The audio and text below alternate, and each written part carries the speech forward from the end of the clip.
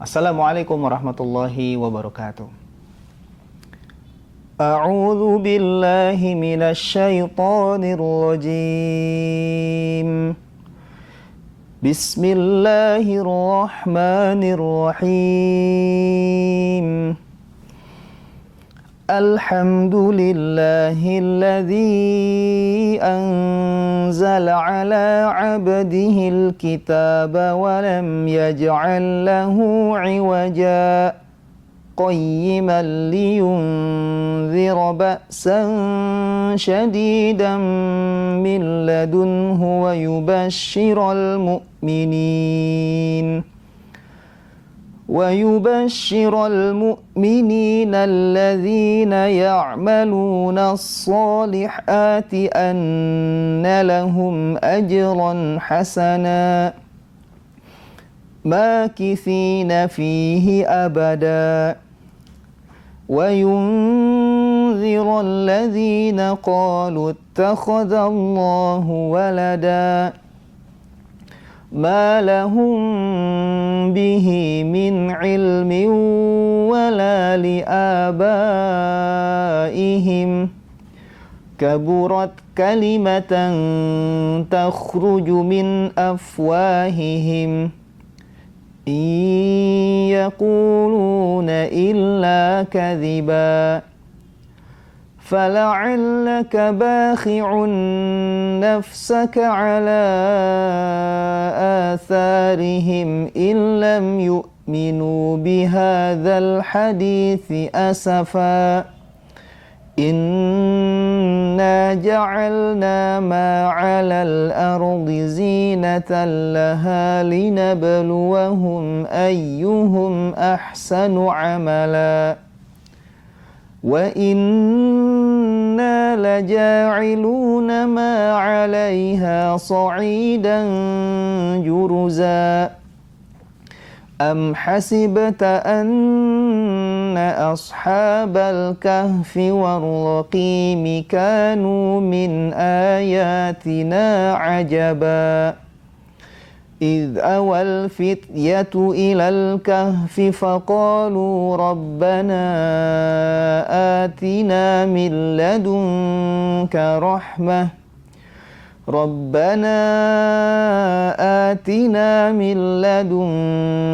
رحمة وهيئ لنا من أمرنا رشدا Sadaqallahul azim. Wassalamualaikum warahmatullahi wabarakatuh. Waalaikumsalam warahmatullahi wabarakatuh. Alhamdulillahirabbil alamin wassalatu wassalamu ala asyrafil anbiya'i wal mursalin sayyidina Muhammad wa ala alihi wa ashabihi ajmain. Asyhadu an la ilaha illallah wa asyhadu anna Muhammadan abduhu wa rasuluh alladzi la nabiyya wa la rasula ba'da. Apa kabar sahabat PKS TV Jawa Barat yang pada hari ini masih diberikan kenikmatan oleh Allah, yang sampai hari ini masih diberikan anugerah oleh Allah Subhanahu wa taala berupa Ramadan yang mulia. Dan mudah-mudahan hadirnya kita di bulan Ramadan, nafas yang masih kita hembuskan ya, kemudian langkah yang masih bisa kita ayunkan dengan mengisi setiap harinya di bulan Ramadan dengan amal-amal kebaikan, senantiasa Allah berikan keistiqomahan sampai akhirnya. Sahabat PKS TV yang Allah muliakan, alhamdulillah kembali kita bersama-sama hadir dalam sebuah kajian di pagi hari yang tentu semoga menjadi berkah bagi kita. Pagi-pagi kita dapat ilmu, pagi-pagi kita bisa sama-sama menambah wawasan kita sebagai sarana kita untuk semakin dekat dengan Allah Subhanahu wa taala. Dan hari ini alhamdulillah berbahagia kita bersama-sama kembali hadir di tengah-tengah kita seorang pemateri guru kita, yaitu Ustadz Haji Abdurrahman Wahid LC.MA. Assalamualaikum Ustadz. Assalamualaikum warahmatullahi wabarakatuh. Alhamdulillah. Gimana Ustadz Sufyan, sehat? Alhamdulillah. Beliau adalah ketua DED Kota Bandung. Ya, alhamdulillah dengan segala aktivitas yang beliau luar biasa, Ramadan tentu semakin terasa padat Ustadz ya. Masih meluangkan waktu untuk bisa berbagi dengan kita semuanya di pagi hari ini. Dan tema yang akan kita angkat di pagi hari ini adalah berinteraksi dengan Al-Quran di bulan Ramadan. Sahabat PKS TV yang Allah muliakan, kita ketahui Ramadan Bahkan Al-Quran pun menegaskan merupakan bulan diturunkannya Al-Quran. Maka tentu di antara sekian banyak amalan-amalan yang bisa kita lakukan, di sana ada sholat sunnah yang mungkin bisa kita hidupkan. Ya. Di sana ada sunnah-sunnah yang bisa menyempurnakan amalan saum kita, yang bisa kita hidupkan. Juga ada sebuah amalan yang oleh Rasulullah SAW sendiri bahkan diisyaratkan sebetulnya tidak hanya di bulan Ramadan, tapi di bulan-bulan yang lain pun sama. Tetapi lebih khusus, Rasulullah mengisyaratkan tentang pentingnya kita membaca Al-Quran, karena Al-Quran kemudian akan bisa memberikan syafaat bagi kita. Nah tentu ada banyak hal yang nanti berkaitan seperti apa sih seharusnya kita berinteraksi dengan Al-Quran, teladan seperti apa yang bisa kita tiru ya dari generasi salafus salih terdahulu, ya, bagaimana mereka berinteraksi dengan Al-Quran, dan tentu mudah-mudahan nanti materi yang akan disampaikan sama-sama bisa kita amalkan. Ustaz, mangga silakan untuk menyampaikan materi kita di pagi hari ini, Ustaz. Baik. Ya. Assalamualaikum warahmatullahi wabarakatuh. Waalaikumsalam warahmatullahi wabarakatuh. Alhamdulillahilladzi anzala ala abdihil kitaba wa lam yaj'al lahu iwaja.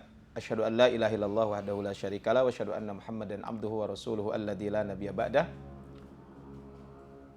Bapak Ibu kaum muslimin, sahabat PKS TV yang dirahmati Allah Subhanahu wa taala, alhamdulillah kita di pagi hari ini bisa berjumpa kembali di acara kajian yang diselenggarakan oleh PKS TV Jawa Barat, dan mudah-mudahan ini menjadi wasilah kita mendapatkan ilmu, menjadi wasilah kita semuanya mendapatkan keberkahan di bulan Ramadan ini. Amin, amin. Dan inilah mungkin kegiatan ini saya kira sangat positif dilaksanakan. Ini bukan tahun pertama. Betul. Dan bukan di tahun politik juga, tapi tetap kajian-kajian ini tetap kita lakukan. Betul. Ini membuktikan bahwa yang namanya kajian-kajian itu sangat penting buat kita semuanya. Bapak Ibu sahabat PKS TV Jawa Barat yang dirahmati Allah Subhanahu wa taala, tadi sudah disampaikan bulan Ramadan itu kan bulan kebaikan. Mausumil khairi wal barokat, musim kebaikan dan musim keberkahan. Di antara nama bulan Ramadan adalah Syahrul Quran. Bulan Ramadan itu adalah bulan Al-Quran. Ya, di samping tentu bulan-bulan Ramadan dengan nama-nama lain, tapi di antara yang masyhur adalah bulan Al-Quran. Sebagaimana di dalam Al-Quran, di dalam surat Al-Baqarah 185 disebutkan, Syahrul Ramadan alladzi unzila fihil Quran. Bulan Ramadan adalah bulan diturunkannya Al-Quran. Sehingga apa kaitannya gitu ya bulan Ramadan ini dengan Al-Quran? Kok sampai Syahrul Ramadan alladzi unzila fihil Quran? Sampai khusus ya Ustaz. Sampai dihususkan. Minimal ada 3 hal gitu ya. Kenapa bulan Ramadan itu adalah disebut Syahrul Quran? Yang pertama adalah memang di bulan Ramadan diturunkan Al-Quran. Yang di kita sering disebut dengan nuzulul Quran. Ya, tadi ayatnya Syahrul Ramadan alladzi unzila fihil Quran. Bulan Ramadan adalah bulan diturunkannya Al-Quran. Dan di kita nuzulul Quran biasanya tanggal 17 Ramadan. Tetapi di dalam surat Al-Qadar, inna anzalnahu fi lailatul qadar. Sungguh kami menurunkan Al-Quran pada malam Lailatul Qadar. Yang jadi pertanyaan adalah, di kita nuzulul Quran 17 Ramadan, tapi Lailatul Qadar kan di 10 hari terakhir ya. Terus gimana gitu ya? Korelasinya ya? Korelasinya apa? Mana yang salah gitu ya? Nah, bukan salah atau benar sebenarnya. Maka Bapak Ibu para ulama menyampaikan, ya di antaranya juga sahabat Abdullah bin Abbas beliau menyampaikan, Al-Quran itu kan turun 2 kali. Satu dari Lauhil Mahfudz ke langit dunia. Nah inilah yang disebutkan inna anzalnahu fi lailatul qadar. Kami menurunkan Al-Quran di malam Lailatul Qadar. Itu turun tahapan pertama plek 1 mushaf. Nah kemudian setelah itu turun dari langit dunia kepada Rasulullah SAW secara bertahap. Ya, bertahap itu maksudnya sesuai dengan situasi dan kondisi yang dibutuhkan, berangsur-angsur. Kurang lebih sekitar 22 tahun sekian. Ya digenapkan 23 tahun, para ulama menyebutkan begitu. Nah, kata para ulama ya, bahwa turunnya Al-Quran pertama kali kepada Rasul secara berangsur-angsur itu terjadi di tanggal 17 Ramadan. Pertama kali turun. Ya. Al-Alaq itu Ustaz ya? Ya, surat Al-Alaq 1-5. Nah, sebagian ulama mengambil dalil di surat Al-Anfal di awal juz ke-10. Wa ma anzalna ala abdihi yaumal furqan yaumal taqal jam'an. Nah, yaumal furqan yaumal taqal jam'an. Di antara nama Al-Quran kan Al-Furqan. Dan disitulah yaumal furqan yaumal taqal jam'an. Itu hari bertemunya 2 pasukan. Yang disitulah membedakan Muslim dengan kafir, terjadi perang Badar. Dan kata para ulama perang Badar itu terjadi tanggal 17 Ramadan. Jadi sebenarnya tidak bertentangan gitu ya. Ya. Antara surat Al-Baqarah syahrul Ramadan alladzi unzila fil Qur'an, bulan Ramadan bulan diturunkan Al-Qur'an dan Lailatul Qadar itu berada di bulan Ramadan. Nah, akhirnya para ulama menggabungkan. Jadi turun dari dari Lauhil Mahfuz ke langit dunia itu Lailatul Qadar, sedangkan turun kepada Rasul secara berangsur-angsur dimulai tanggal 17 Ramadan. Walaupun bukan kesepakatan. Ya, jadi ada sebagian mengatakan turun tanggal 24, turun tanggal sekian. Ya itu mah terjadi perbedaan di kalangan para ulama. Tapi yang jelas bulan Ramadan adalah syahrul Quran, bulan Al-Quran. Kenapa? Ada ikatannya karena di bulan itu diturunkan Al-Quran. Itu yang pertama. Nah, yang kedua, Bapak Ibu, Pak sahabat PKS TV Jawa Barat yang buat Allah Subhanahu wa taala, yang kedua, apa kaitannya ibadah Ramadan dengan Al-Qur'an ini gitu ya. Yang kedua adalah bahwa kebiasaan utama Rasul SAW di bulan Ramadan salah satunya berinteraksi dengan Al-Qur'an. Bisa lihat di dalam hadis riwayat Imam Bukhari dan Imam Muslim, sahabat Abdullah bin Abbas menyampaikan, Rasul adalah orang paling dermawan dan lebih dermawan lagi ketika sudah memasuki bulan Ramadan. Ketika itu malaikat Jibril turun. Maka disebutkan di dalam hadis tersebut, bahkan malaikat Jibril setiap malam yang menjumpai Nabi SAW di bulan Ramadan hingga akhir bulan. Fayudarisuhul Quran, maka beliau membacakan Al-Quran di hadapan Jibril alaihi salatu wassalam. Jadi ini memang ada kekhususan. Talaki setiap hari. Ya, talaki setiap hari selama bulan Ramadan. Bahkan dalam satu riwayat disebutkan di akhir tahun Rasul wafat itu sampai 2 kali malaikat Jibril itu turun. Jadi ini menunjukkan bahwa keutamaan hubungan antara Ramadan dengan Al-Quran itu adalah apa? Kebiasaan utama Rasul saat Ramadan adalah itu. Yang ketiga, Bapak yang rahmat Allah Subhanahu wa taala, kenapa gitu ya? Ikatan Ramadan dengan Al-Quran itu sangat kuat. Yang ketiga adalah karena dua ibadah ini nanti akan membela kita di hari kiamat. Kan di bulan Ramadan ibadah utamanya puasa. Ya, ibadah utamanya kan puasa. Nah, kemudian ada di situ Al-Quran. Nah, dua ibadah ini nanti akan menjadi pembela di hari kiamat. Atau dalam bahasa bebas nanti itu jadi pengacara gitu. Kan di dalam hadis Nabi SAW riwayat Imam Ahmad disebutkan as-siyam wal Qur'an yashfa'ani lil abdi yaumal qiyamah. Al-Quran dan ibadah puasa akan memberikan syafaat kepada hamba di hari kiamat. Bahkan disebutkan Al-Quran akan berbicara, ya Allah, sesungguhnya di malam hari aku cegah dia dari tidur. Ya Allah, izinkan saya untuk bisa memberikan syafaat. Kata puasa, ya Allah, di siang hari aku tahan dia dari makan, minum, syahwat. Maka ya Allah izinkan saya supaya bisa memberikan syafaat. Sehingga wajar kalau kita lihat Al-Quran dan Ramadan ini sangat erat kaitannya. Ya, sehingga kata para ulama menyampaikan Al-Quran dan Ramadan akan memberikan syafaat itu menarik. Kenapa gitu ya? Kok Al-Quran dan puasa yang disebutkan? Kata sebagian ulama menyampaikan, kenapa? Karena ketika kita berpuasa, jadi kita dipaksa untuk meninggalkan sesuatu yang boleh saja ditinggalkan. Gitu. Apalagi yang haram. Termasuk juga ketika membaca Quran. Kita sedang tidur kan harus bangun. Nggak mungkin kita baca Quran sambil tidur gitu kan seperti itu. Sehingga wajar kalau ini dijadikan keistimewaan dua ibadah ini. Sehingga kalau kita lihat Ramadan dengan Al-Quran itu sangat erat kaitannya. Makanya pantas kalau dalam surat Al-Baqarah tadi 185, Syahrul Ramadan alladzi unzila fihil Quran. Bahkan kalau kita lihat ya di dalam kitab Lataiful Ma'arif fi limawasimil ami minal wadhaib, satu buku yang ditulis oleh Al-Imam Ibnu Rajab Al-Hambali. Saya kira buku ini sangat direkomendasikan untuk dimiliki oleh Bapak Ibu sahabat PKS TV Jawa Barat. Pertanyaannya ada yang terjemahannya? Sudah diterjemahkan ke dalam bahasa. Sudah ada ya? Sudah ada ya? Insya Allah sudah diterjemahkan. Terjemahannya apa Ustaz? Saya lupa judul bukunya, kalau nggak salah Amal Ibadah Sepanjang Tahun atau apa gitu. Ya. Judul bukunya cari aja Lataiful Ma'arif. Kalau nggak salah ada 2 penerbit yang menerjemahkan. Ibnu Rajab ya. Ibnu Rajab Al-Hambali. Sahabat PKS TV karangan Ibnu Rajab, tinggal di searching. Ya, searching aja Lataiful Ma'arif gitu aja. Judul bahasa Arab. Ada penerjemahnya itu. Itu saya kira sangat menarik. Karena itu nanti akan menjelaskan bulan Ramadan amal ibadah apa yang dianjurkan, tapi ada yang masyhur di masyarakat yang itu ternyata nggak dianjurkan. Nah, contoh nanti sebentar lagi bulan Syawal gitu ya. Nanti bulan Dzulhijjah gitu. Nah, itu ada pembahasannya. Ada pembahasan khusus. Memang bukunya cukup tebal lah, sekitar 400 halaman lah. Tipis lah. Nah, ini Bapak Ibu kembali tadi ya.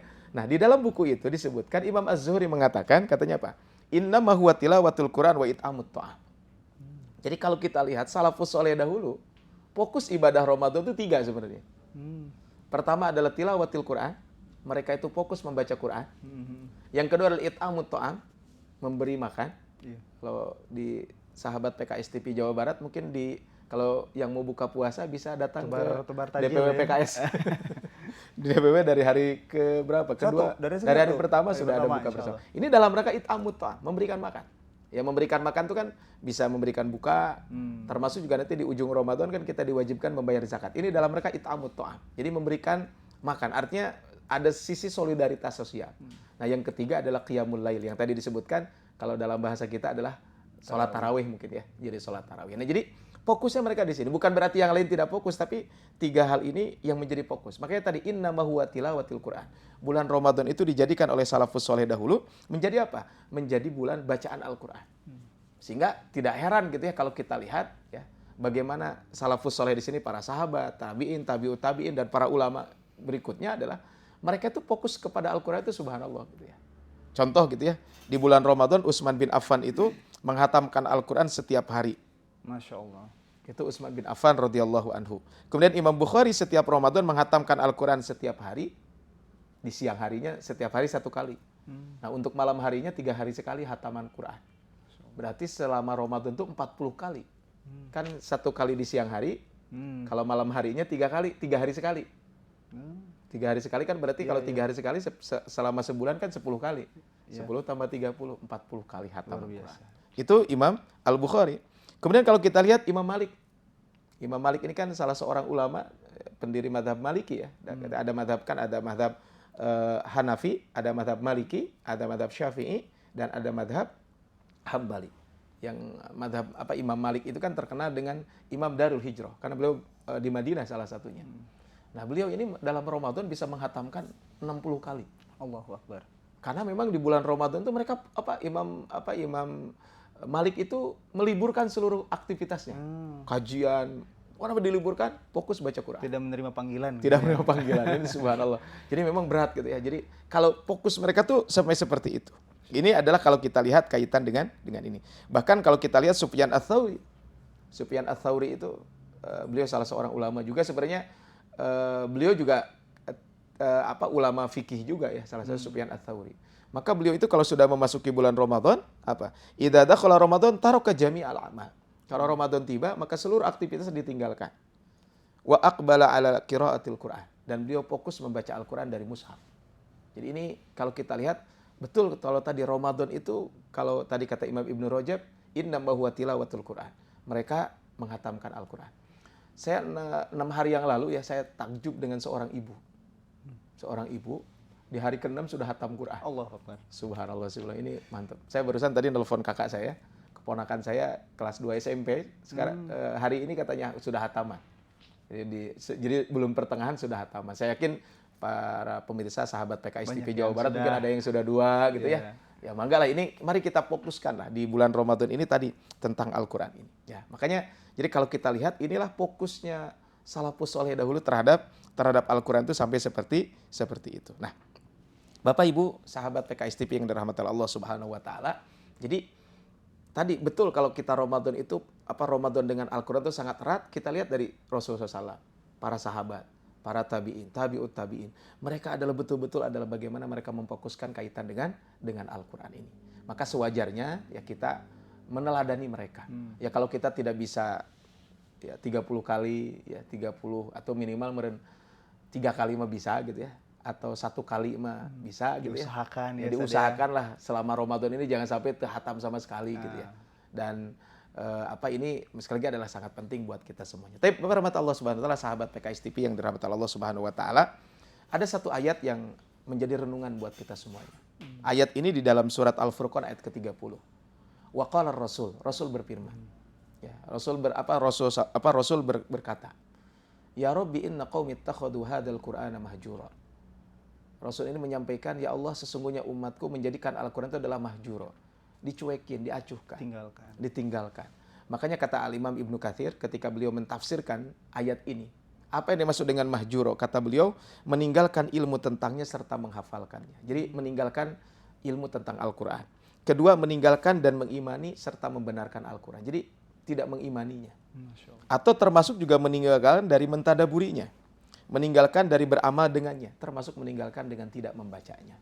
Jadi ini satu renungan tentu buat kita semuanya. Jangan sampai kita termasuk ayat yang disebutkan dalam termasuk orang yang disebutkan dalam ayat ini. Sesungguhnya kaumku menjadikan Al-Quran ini mahjuro. Kekhawatiran Nabi 14 abad Iya, silam. betul. Ya, dan itu ditafsirkan oleh Al-Hafidz Ibnu Katsir. Di dalam tafsir beliau menyampaikan seperti itu. Padahal kalau kita lihat di dalam surat Yunus ayat 57, betapa dahsyat Al-Quran ini.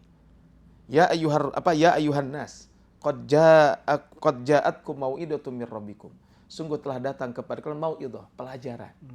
Ya, dari Rabb kalian. Jadi Al-Quran itu adalah mau'idah, pelajaran buat kita semuanya. Kemudian yang kedua, wasyifaun lima fis sudur. Al-Quran juga adalah obat. Ya, buat hati-hati kita yang sedang galau dan lain sebagainya, itu obat. Kemudian wahudan, petunjuk, warahmatun lil mu'minin, dan rahmat bagi orang yang beriman. Jadi kalau kita lihat di sini, Al-Quran memberikan pelajaran, bahkan pelajaran Al-Quran dari berbagai sisi. Ada bukunya nggak terlalu tipis, tapi saya belum menemukan terjemahnya. Judul bukunya adalah Lataif Qur'aniyah. Jadi Lataif Qur'an itu adalah kelembutan Al-Quran. Ya, contoh ketika ada namanya wawu tsamaniyah. Wawu tsamaniyah itu adalah wawu untuk yang ke-8. Nah, yang ke-8 maksudnya apa? Kan di dalam Al-Quran contoh gitu ya. Ketika di dalam surat At-Tahrim, fassalihatu qanitatun hafidhatun lil ghaibi bukan itu. Di dalam surat Surat At-Tahrim itu disebutkan kan ketika menyebutkan wanita itu kan sayyibatin wa abkara. Nah, kan itu kan sebelumnya tidak ada tuh kata-kata itu, ada wa-nya. Nah, makanya disebutkan wa tsamaniyah. Kenapa gitu ya? Sayyibati wa abkara. Karena kan wanita itu ada yang soleha, yang qonitat gitu dan sebagainya. Kemudian apa? Baik gadis atau janda. Nah, wa di sini adalah wa tsamaniyah. Nah, ini kan kenapa ada wa itu? Untuk membedakan.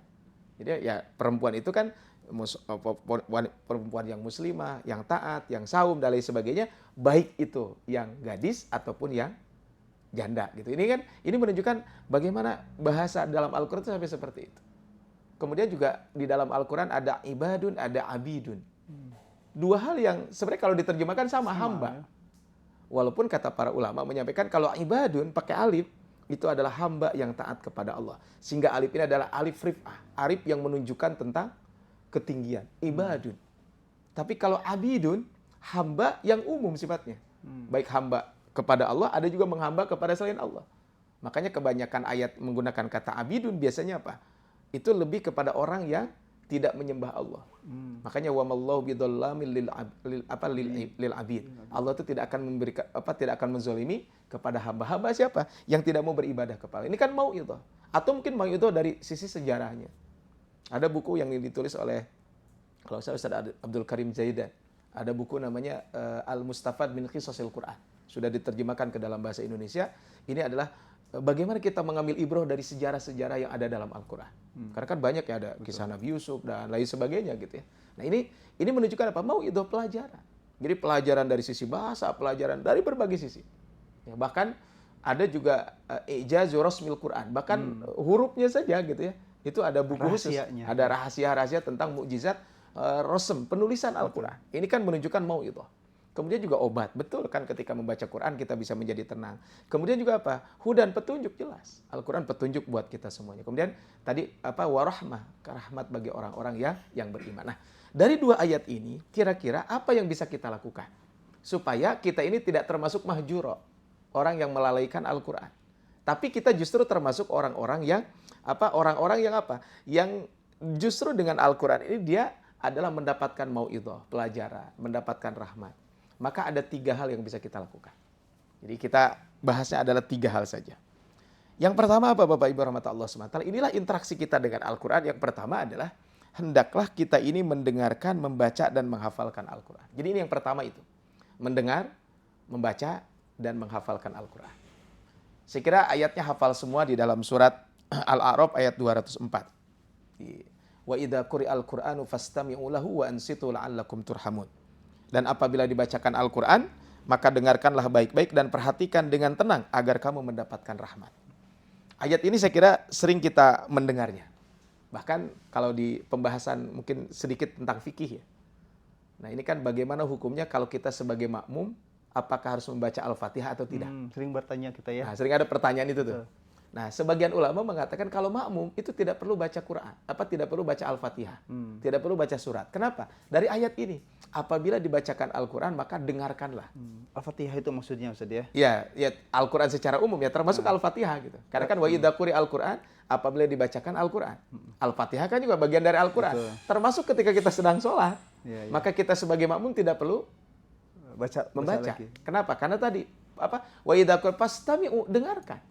Wa ansitu, diam. Artinya apa? Ini mendengarkan. Makanya di sini sampai mengatakan seperti itu gitu. Walaupun ulama lain mengatakan enggak. Ya, makmum tetap membaca Al-Fatihah. Tapi ada lagi pendapat ketiga menggabungkan dua pendapat ini. Kalau sholatnya zuhur asar yang sirriyah, yang tidak kedengaran, ya baca. Karena nggak kedengeran. Tapi kalau maghrib isya subuh, pastami'u, dengarkan. Ya udah nggak usah. Nah, ini kan sampai seperti itu. Jadi kita mendengarkan Al-Quran. Nah, Bapak Ibu rahmat Allah subhanahu wa ta'ala, Rasul suri tauladan kita, memberikan contoh real kepada kita. Bagaimana Rasul pun mendengarkan Al-Quran. Ada seorang sahabat bernama sahabat Abdullah bin Mas'ud. Kan sahabat Abdullah bin Mas'ud kan terkenal dengan bacaannya yang merdu ya. Betul. Ya, di antara sahabat Nabi yang bacaannya bagus itu kan sahabat Abdullah bin Mas'ud. Satu hari Rasul itu pernah menyampaikan begini. Wahai sahabat Abdullah bin Mas'ud, iqra alayya al-Quran. Bahasa kita, kamu baca Quran, saya pengen dengerin. Bacain dong. Ya, bacain dong gitu ya. Kan nggak enak berkata sahabat, kalau bahasa beliau tuh begini, aqra'u 'alaika unzil. Bahasa kita mungkin guru, kita suruh baca di hadapan guru, kan kita malu, Pak Ustadz gitu, masa saya harus baca gitu. Karena sahabat Abdul mengatakan, wahai Rasulullah, saya harus membaca Quran di hadapan engkau, kan Al-Quran diturunkan kepada engkau. Maksudnya kayaknya engkau yang lebih berhak untuk membacakan itu gitu ya dibanding saya. Ya mungkin kalau saya baca di depan guru, grogi Ustaz. Gitu. Grogi Ustaz. Ya begitu kan? Seperti itu. Nah, akhirnya apa kata Rasulullah? Rasul menyampaikan, inni ashtahi an asma'a min ghairi. Kata beliau, saya ingin mendengar Al-Quran dari yang lain. Maksudnya, jangan saya yang baca, saya juga ingin mendengarkan. Ini menunjukkan apa? Di situ kan ada interaksi kita dengan mendengarkan Al-Quran. Makanya, disinilah Bapak Ibu, sahabat PKS TV Jawa Barat, ada kalanya kita pun mendengarkan Al-Quran. Makanya mungkin kalau di masjid kita kan suka ada tadarus ya. Kan tadarus itu kita baca, di samping itu kita ada menyimak juga. Gitu. Gantian gitu. Ada gantian kan, dan itu kata para ulama mengatakan dibolehkan. Salah satunya mungkin di satu buku yang ditulis oleh Imam Nawawi. Imam Nawawi itu punya buku namanya At-Tibyan fi Adabi Hamalatil Quran. Sekira Bapak Ibu Pak sahabat PKS TV ini buku yang kedua nih. Bagus nih kayaknya. Yang rekomendasi untuk dibeli nih kayaknya ya. Untuk rekomendasi untuk dibeli. At-Tibyan fi Adabi Hamalatil Quran. Nah, ditulis oleh Imam Nawawi. Kalau nggak salah saya ada beberapa penerbit yang menerbitkan buku ini. Salah satunya ada yang menerjemahkan adab penghafal Quran. Ya, ada bukunya juga. Kalau ini nggak terlalu tebal ya. Versi bahasa Arabnya cuma 200 halaman. Versi bahasa Arabnya diterjemahkan sekitar 300-an lebih lah gitu. Tapi buku ini memang cukup menarik. Ya. Salah satunya tadi disebutkan tentang tadi etika kita dengan Al-Quran. Nah, Imam Nawawi menyebutkan tadi kan saya sampaikan ada tadarus bareng kan, ini baca, ini dengerin gitu ya. Boleh atau tidak? Itu tidak dibolehkan. Boleh ya. Di dalam buku itu disebutkan tentang etika kita terhadap Al-Quran. Salah satunya adalah tadi. Jadi bahasanya adalah bacaan berkeliling gitu. Jadi ini baca, ini dengerin, itu dibolehkan. Jadi Bapak Ibu ini penting kita mendengarkan Al-Quran ini. Nah, kemudian kita mendengarkan Al-Quran sebenarnya apa? Ini akan ada pengaruh dan manfaatnya yang sangat besar buat kita semuanya. Ya, di antaranya mungkin Bapak Ibu sering membaca surat Al-Anfal. Di surat Al-Anfal ayat kedua kan innamal mu'minuna alladzina idza dzukirallah wajilat qulubuhum. Orang beriman itu adalah apabila disebut nama Allah gemetar hatinya. Wa idza tuliyat alaihim ayatuhu. Apabila dibacakan kepadanya ayat-ayatnya. Kalau dibacakan kan berarti dia mendengar. Ya. Nah, itu.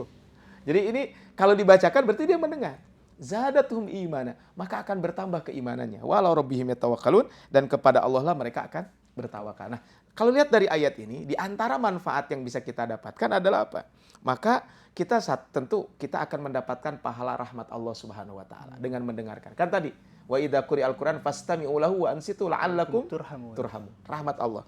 Yang kedua, zadatuhum imana, akan bertambah keimanan. Kemudian yang ketiga tadi di ayat wajilat qulubuhum, hati kita akan menjadi tenang. Di samping mungkin bagi Bapak Ibu yang ada proses menghafal Quran, ya, itu kan dalam menghafal Quran salah satunya adalah salah satu metode untuk menghafal itu kan juga dengan mendengar. Nah, ini menunjukkan bahwa ternyata Bapak Ibu dengan kita mendengarkan itu punya keistimewaan. Nah, berikutnya adalah yang tadi kan mendengarkan kemudian membaca. Jelas ini di bulan Ramadan tentu interaksi kita dengan Al-Quran harus diperbanyak. Salah satunya adalah Baca. qiraatul Quran, yaitu membaca Al-Quran. Nah ada pertanyaan, Ustaz, gimana kalau saya mah belum lancar bacaannya gitu ya. Apakah kalau salah-salah jadi berdosa? Ya Rasul menyampaikan dalam sebuah hadis, al-mahiru bil Qur'ani ma'as safaratil kiramil bararah. Orang yang mahir membaca Quran nanti akan bersama malaikat yang mulia. Allahu Akbar. Itu yang mahir. Tapi Rasul mengatakan walladzi yatata'ta. Nah, sesuai ini yatata terbata Mirip kalimat dengan definisinya ya. Iya. Ustaz ya. Jadi ya kalau saya dulu di pesantren ada guru saya ya, guru saya di pesantren itu yatata. Jadi terbata-bata. Ya. Jadi bagi orang yang terbata-bata, ya, kemudian apa? Wa huwa alisyakun. Yang terbata-bata kan mungkin agak sulit bacanya. Maka Rasul mengatakan lahu ajron, dia tetap dapat 2 pahala. Artinya apa? Bagi yang masih terbata-bata, belajar.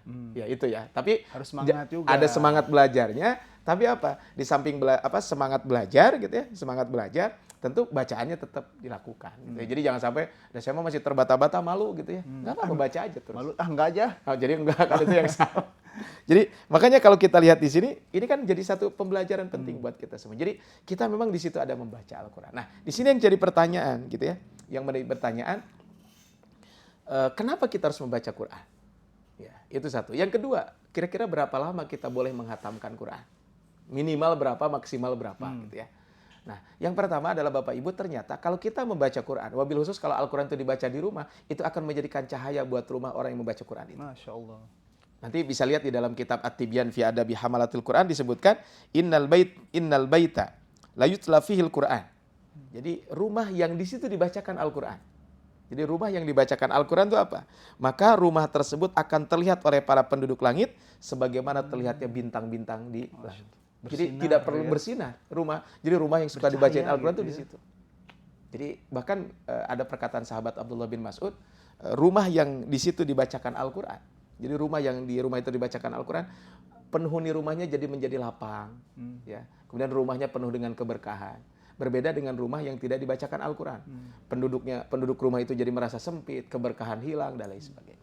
Bahkan dalam hadis sahih disebutkan bahwa la taj'alu buyutakum maqabir. Jangan jadikan rumah kalian itu seperti kuburan. Kan salah satunya kuburan itu kan tidak membaca Quran di kuburan kan, seperti itu. Ini adalah jangan jadikan rumahnya seperti kuburan, karena kuburan itu kan sepi, tidak ada sholat, tidak ada baca Quran di situ. Ya. Kemudian apa Rasul menyampaikan? Inna syaitana, sesungguhnya syaitan yafirru minal baitil ladzi yuqra'u fihi suratul Baqarah. Setan itu akan lari dari rumah yang di situ dibacakan surat Al-Baqarah. Jadi Bapak Ibu kalau ada rumah angker gitu ya, baca we Al-Baqarah gitu ya, seperti itu. Makanya kalau mau pindahan rumah teh nggak usah bikin yang aneh-aneh gitu ya. Bacain aja Al-Qur'an. Kalaupun nggak boleh nyetel borotal Ustaz ya. Boleh nggak apa-apa. Kan tadi ada aktivitas ya, mendengarkan. Tadi ya. Ya, mendengarkan Al-Qur'an. Ini adalah kalau kita berbicara tentang ini. Jadi memang ada rumah yang dibacakan Quran tuh jadi malaikat tuh seolah-olah ini bercahaya gitu. Ketahuan. Jadi seperti kita melihat kayak ada sensor ya. Nah, ada sensornya lah seperti itu. Ini subhanallah, ini keistimewaan tersendiri. Nah, pertanyaannya berapa lama kita menghatamkan Quran? Rasulullah SAW menyampaikan iqra'il Qur'ana fi syahrin. Bacalah Al-Quran dalam 1 bulan. Maksudnya hatamkan Al-Quran dalam 1 bulan. Kalau dikatakan ada istilah one day one juice gitu ya. Ya, saya kira Bapak Ibu sahabat PKS TV Jawa Barat saya kira sudah terbiasa mungkin dengan ini gitu ya. Dan yang lain kita yandai wanjus. Kemudian sahabat ini protes, ya Rasul atuh sabulan malila teuing. Bedanya protes dengan kita beda. Sabulan teh sebulan tuh kayaknya aduh berat gitu 2 bulan. Ini sahabat mah enggak, ya Rasul atuh sabulan mah terlalu lama. Ini ajidu kuwatan. Saya masih kuat. Kemudian Rasul mengatakan faqra fi sab'in. Bacalah, hatamkan 7 hari sekali. Ya, wala tazid ala dzalik. Rasul mengatakan udah, pokoknya mah jangan kurang dari 7 hari, jangan kurang dari 7 hari, jangan lebih dari sebulan. Jadi kalau lihat dari hadis ini, kita hataman tuh seminggu sekali. Jadi hataman itu adalah sepekan sekali. Jadi sepekan sekali itu minimal. Ya. Tapi ada riwayat lain menyampaikan, ya Rasul atau sepekan mah masih lama. Maka Rasul menyampaikan, ya udah kalau begitu 3 hari katanya. Masya Allah. Kata Rasulullah, kenapa 3 hari? Karena kalau 3 hari kita kurang dari 3 hari menghatamkan Quran, biasanya kita tidak bisa memahaminya. Kan itu ada ungkapan seperti itu. Nah, terus nanti di ujung nanti kita bahas. Tadi kenapa sahabat Utsman bin Affan kok sabulan Genep 10 kali kan berarti sehari 2 kali. Apakah tidak mengikuti hadis Nabi itu? Nanti kita akan bahas secara khusus. Tapi kita bahasnya dulu adalah ini tentang ini dulu ya. Nah, jadi sebelum kita bahas Ustaz, nanti kita akan lanjutkan para pemirsa PKS TV setelah jeda sesaat Ustaz ya. Kita ikuti beberapa pesan-pesan yang akan lewat berikut ini.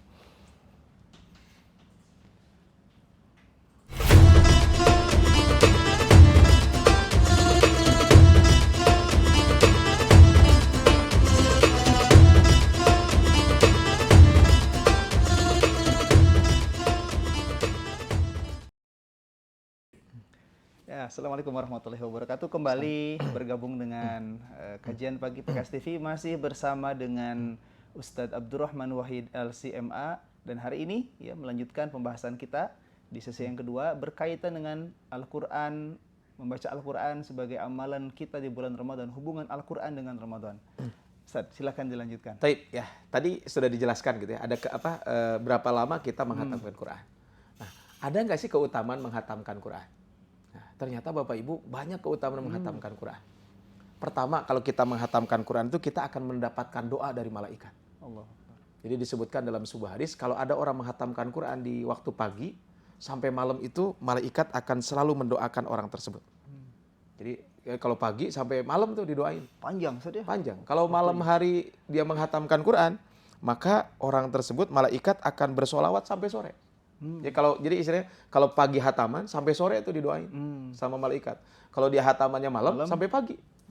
Nah, itu di dalam hadis riwayat Imam Ad-Darimi mengatakan begitu. Jadi kalau kita menghatamkan Quran, malaikat akan mendoakan. Ya. Yang kedua, ya, kalau orang menghatamkan Quran itu adalah kalau orang ikut hataman Quran, itu seperti ikut pembagian harta rampasan perang. Masya Allah. Kenapa? Karena ini satu kebaikan. Pahalanya banyak. Pahalanya banyak. Yang ketiga itu adalah ini adalah amalan yang sangat dicintai oleh Allah Subhanahu wa taala. Jadi hataman Quran itu adalah termasuk amal yang dicintai oleh Allah Subhanahu wa taala. Dalam hadis riwayat Imam Tirmidzi disebutkan, kata sahabat Abdullah bin Abbas, ada seorang sahabat bertanya kepada Rasul, amalan apa yang paling dicintai Allah? Maka jawab Rasulullah SAW apa? Maka jawab Rasul adalah al-hal wal murtahal. Ketika ditanya apa yang disebut dengan al-hal wal murtahal, maka Rasul menyampaikan yang membaca Quran dari awal hingga akhir, setiap kali selesai ia mengulangi lagi dari awal. Jadi al-hal wal murtahal itu adalah dia baca dari Al-Fatihah sampai An-Nas. Kemudian diulang lagi. Nah, itu adalah amalan yang paling dicintai oleh Allah. Nah, yang keempat Bapak Ibu yang penting.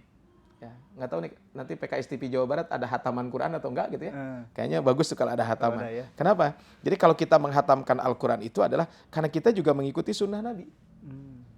Ya, mengikuti sunnah Nabi SAW. Ya, jadi ada sunnah Nabi tadi, baca Quran dalam 1 bulan. Artinya kan berarti ada hataman di situ. Nah, yang kelima Bapak Ibu ini menarik. Yaitu apa? Di situ ada waktu yang mustajab untuk berdoa. Makanya kalau tadi Imam Malik bin Anas, kalau ini Anas bin Malik. Ini dua hal yang berbeda. Kalau Malik bin Anas itu seorang ulama, tapi kalau Anas bin Malik adalah seorang sahabat Nabi SAW. Nah, Anas bin Malik ini salah satu kebiasaan beliau kalau mau menghatamkan Quran, Anas bin Malik itu tidak langsung menghatamkan. Sengaja disisain, kumpulin keluarganya. Jadi kayak membuat majelis khotmil Quran. Iya. Bukan numpang saja? Bukan. Ya itu mau numpang, mau mangga lah gitu ya. Bonus ya. Bonus. Tapi ini mah jadi sengaja. Jadi Anas bin Malik itu dia menyisakan beberapa surat. Nah, kemudian dikumpulkan keluarganya. Karena dalam sebuah hadis disebutkan, maka orang yang menghatamkan Quran falahu da'watun mustajabah, maka ada doa yang mustajab. Makanya bagus mungkin kalau sahabat PKS TV cari-cari tuh siapa yang mau hataman gitu ya. Doain saya gitu ya. Ini yang doanya yang baca Quran. Yang baca Quran.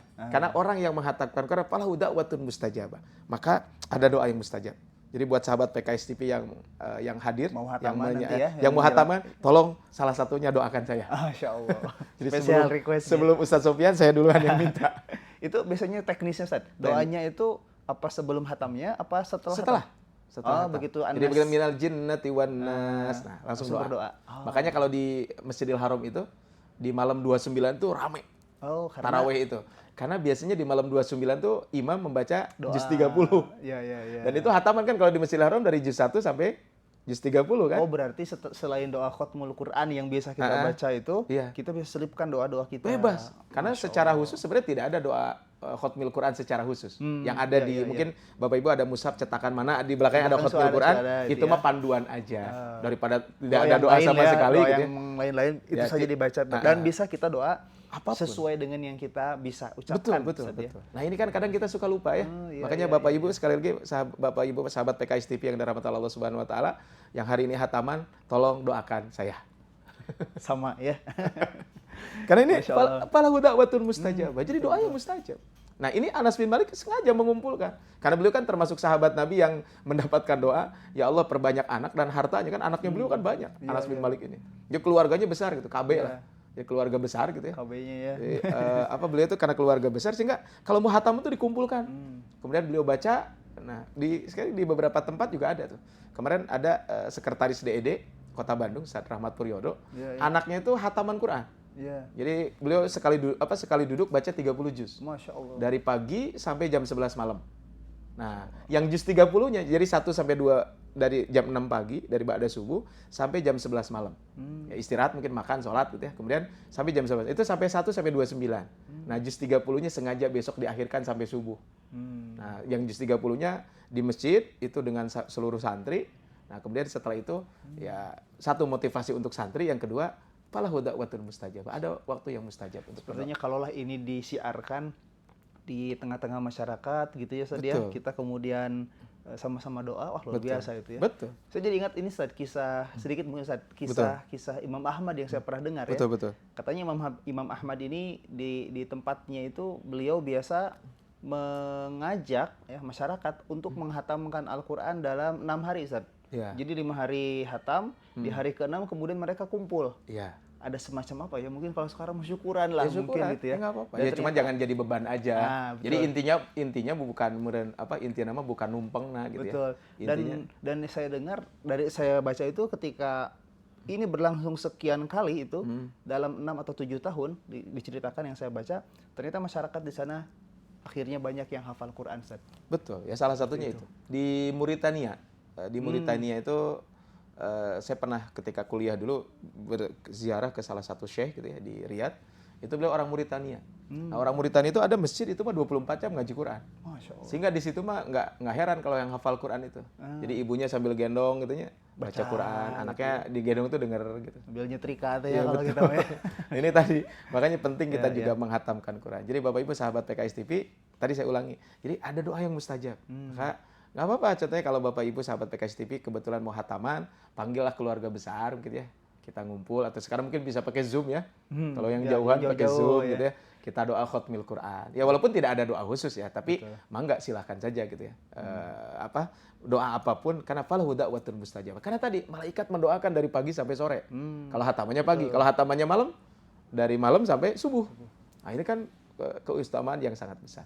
Tapi tadi nyambung ya, tadi kan berarti kita menghatamkan Quran. Tadi yang saya sampaikan, ini contohnya dari sahabat Anas bin Malik. Ya di samping tadi ada Imam Ahmad juga mencontohkan seperti itu. Jadi makanya ini penting buat kita semuanya. Nah, Bapak Ibu rahmati Allah Subhanahu wa taala, tadi kenapa Anas bin Malik mengumpulkan? Salah satunya disebutkan kata para ulama bahwa ketika khatam Quran merupakan waktu mustajab untuk berdoa. Dengan mengumpulkan seluruh anggota keluarga akan dapat memberikan berkah kepada seluruh anggota keluarga karena semuanya berdoa secara bersamaan kepada Allah mengharapkan rahmat dari Allah. Sehingga mungkin Imam Ahmad melakukan itu dalam rangka ta'asian, mencontoh sahabat Anas bin Malik. Cuman ini mungkin diumumkan ke halayak ramai.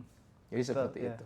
Nah, makanya sebentar lagi kan biasanya tanggal 15 itu kan banyak yang mulai mau hataman tuh di masjid-masjid. Ya jangan lupa Bapak Ibu doakan untuk kebaikan buat kita, buat keluarga kita, ya termasuk juga buat negeri kita tercinta. Guru-guru kita semua. Guru-guru semuanya kita doakan. Masukkan ke dalam doa-doa kita. Doanya mangga bebas ya, tidak mesti yang itu. Jadi saya ulangi tadi mendengar, membaca, kemudian menghafalkan. Jadi kita memaksimalkan juga mengikhtiarkan hafalan Quran.